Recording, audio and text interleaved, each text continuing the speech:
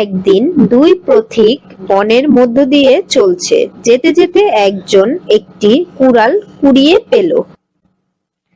সেটা সে সঙ্গীকে দেখিয়ে বলল, দেখ, আমি কি সুন্দর একটা কুড়াল পেলাম। দ্বিতীয় পথিক বলল, আমি পেয়েছি বলছ কেন? বল, আমরা পেয়েছি, দুজনে একসঙ্গে চলছি, পথে কিছু পাওয়া গেলে সেটা দুজনেরই হওয়া উচিত।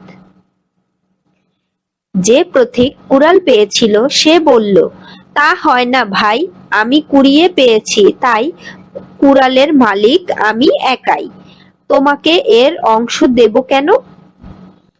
অন্য পথিক বলল, বেশ, তুমি না দিলে আমি আর কি করতে পারি, কুড়াল তুমিই নাও।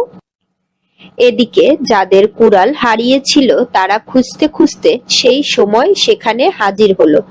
পথিকের হাতে কুড়াল দেখতে পেয়ে তারা তাকেই ঝাপটে ধরলো, বলল, বেটা চোর, চল তোকে কুড়াল চুরির মজা দেখাবো। তখন সেই পথিক তার সঙ্গীকে ডেকে বলল, ভাই, এবার তো আমরা মহা বিপদে পড়লাম, এখন আমাদের কি হবে?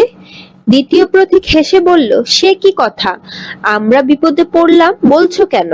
বলো, আমি বিপদে পড়লাম, তখন লাভের অংশ তো দিতে চাওনি, এখন কেন বিপদের অংশ দিতে চাচ্ছ? এই গল্পের মূল কথা হলো, দুষ্ট লোক বিপদে পড়লে নির্দোষীকেও বিপদে ফেলতে চায়।